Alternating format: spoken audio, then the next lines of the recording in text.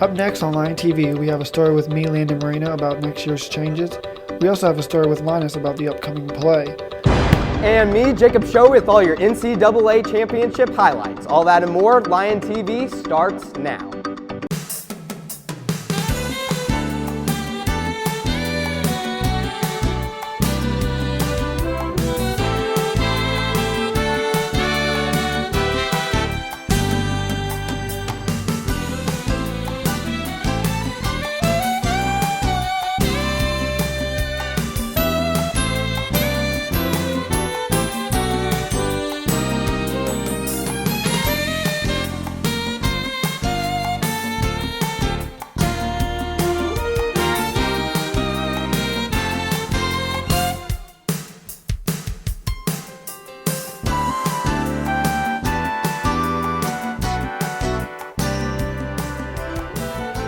Hey Cersei, happy Wednesday. I'm Lexi Farron. And I'm JD Kirby. Now it's time for some morning announcements.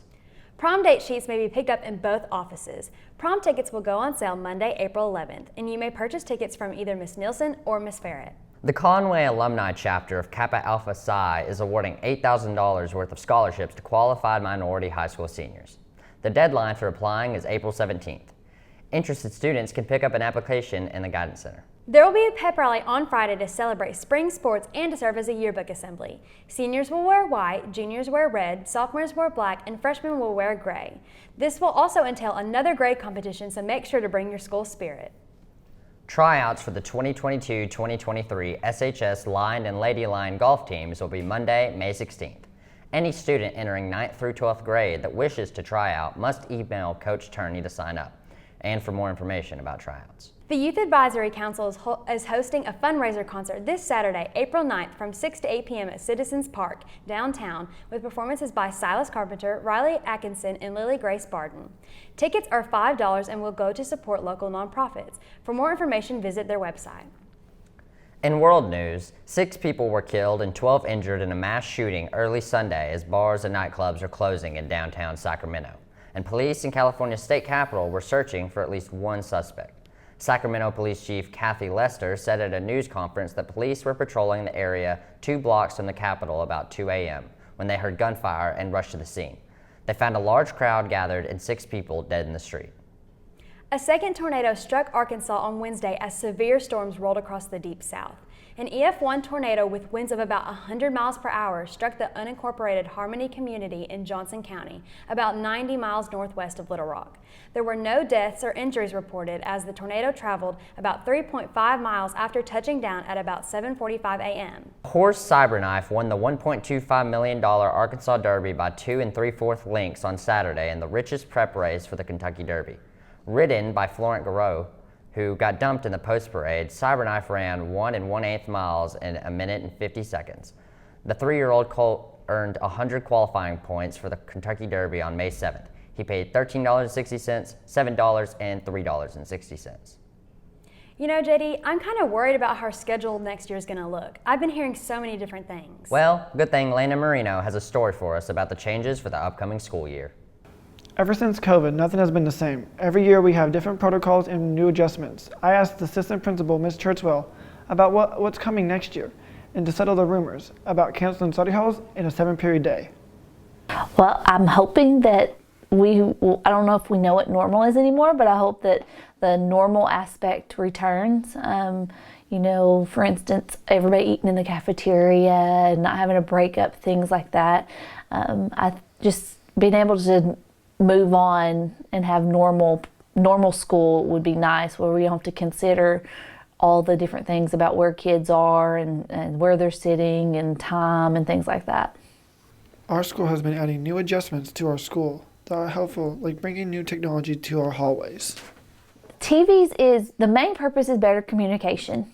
You know, we have student announcements and some get read, some don't, you know, and so we just, for all across the board, we want better communication, and not just for announcements. We want to be able to showcase our students from artwork to, hey, these kids won a track meet, or hey, they won a ag mechanics, or whatever the case be, but really just showcasing and getting information out there.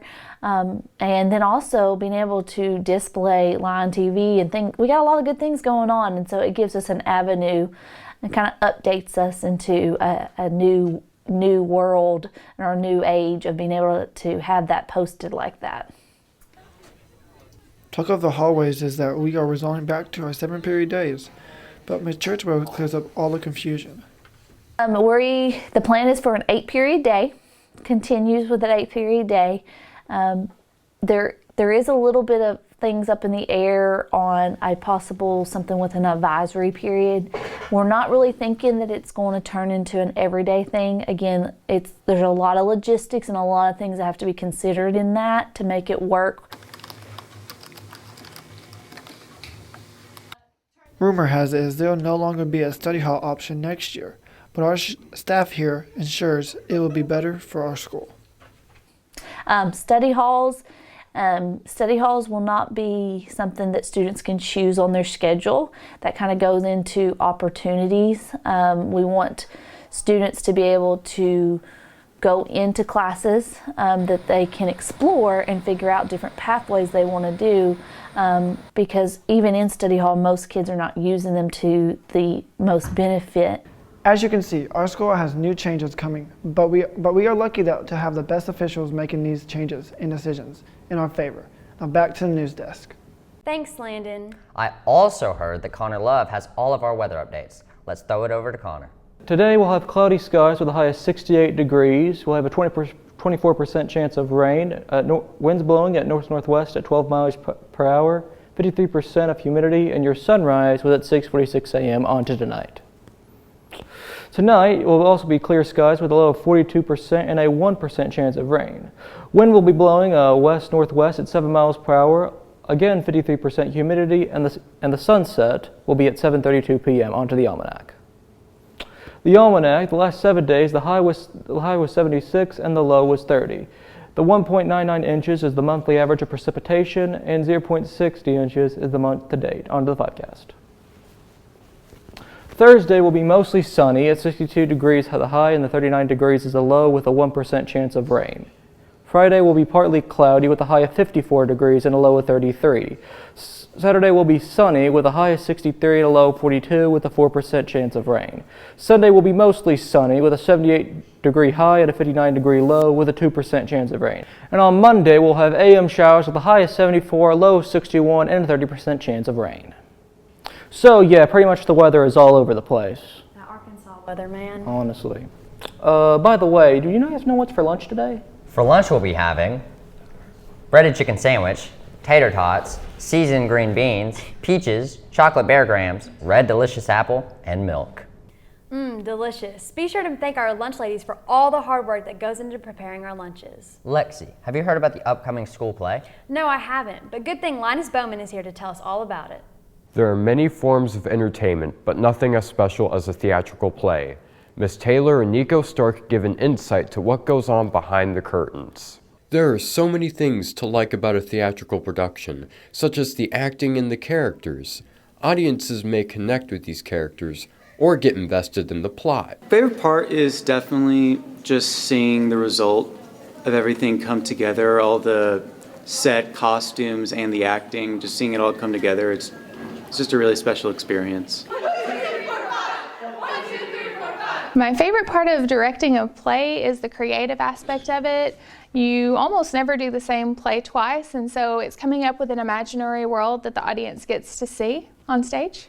Playing Wadsworth, the butler, I definitely liked the role. He was one of my favorite characters in the movie. Arguably, what makes a play special are the imperfections. Resilience is key to these kind of performances, which is why it is important for actors to learn improv. Oh, if I mess up a line, if I get it wrong, we just got to keep going with it. I think the biggest challenge for preparing for a play is the time constraint.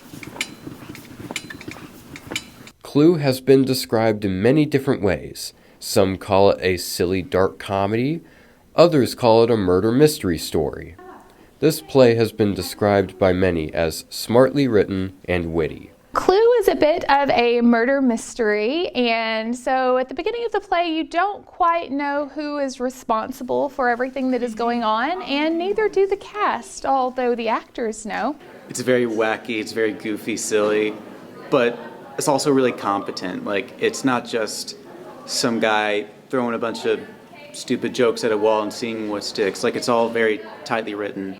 This goes to show how a small group of people can create a whole world on stage. I guess the curtain is closed on this story. Back to the news desk. Thanks, Linus. You can go to see Clue tomorrow and on Saturday at 6:30. So, JD, how did your March Madness bracket do overall? You don't actually want to know, but I do want to know about March Madness. So let's throw it over to Jacob.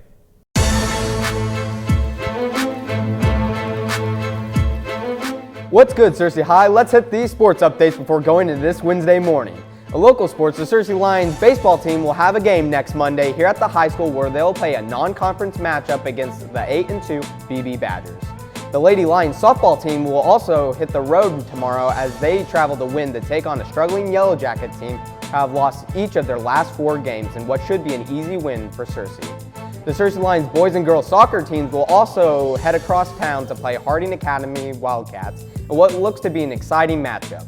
Both teams for each school have gone undefeated in each of their games they've played this season, which means only 2 of these teams will come out tomorrow saying the exact same thing. In national sports, the NCAA had their National Basketball Championship games both Sunday and Monday, where we would see North Carolina and Kansas battle it out in men's, and South Carolina and Connecticut in women's to see who would bring home a March Madness title for each of their schools. In women's, the Gamecocks would dominate Connecticut throughout the championship game, all the way through putting a statement out in the first quarter with a lead of 22-8 and winning the game 64-49.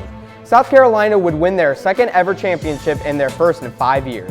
The men's championship would have a different turn to it than the women's. What looked to be a bad start for North Carolina after Kansas took a quick 7-point lead quickly turned around fast as North Carolina and Armando Bacot would slam Kansas and take a 15-point 40-25 lead going into halftime. This, though, would only spark a fire in the Jayhawks as they would make an insane comeback in the first part of the second half, taking the lead and winning the game 72-69.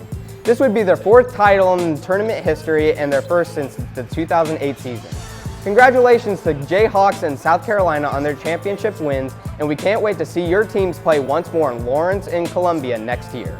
In the MLB, 26-year-old outfielder for the Tampa Bay Rays, Austin Meadows, was traded Monday night in a shocking trade to the Detroit Tigers for infielder Isis Paredes.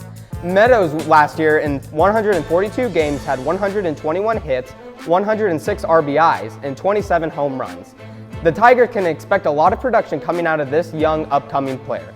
The MLB will also begin their season tomorrow with many terrific-looking series happening to start off the regular season, including the New York Mets traveling to Washington to play the Nationals, where future Hall of Famer pitcher Max Scherzer makes his return to his former team, Albert Pujols making his big show return for St. Louis when the Cardinals played the Pittsburgh Pirates at Busch Stadium, and 2 of the best-known rivals in all of sports in the Boston Red Sox and the New York Yankees battle it out in a 3-game series.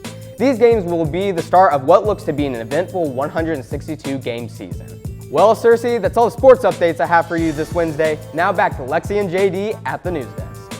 Thanks for those updates, Jacob.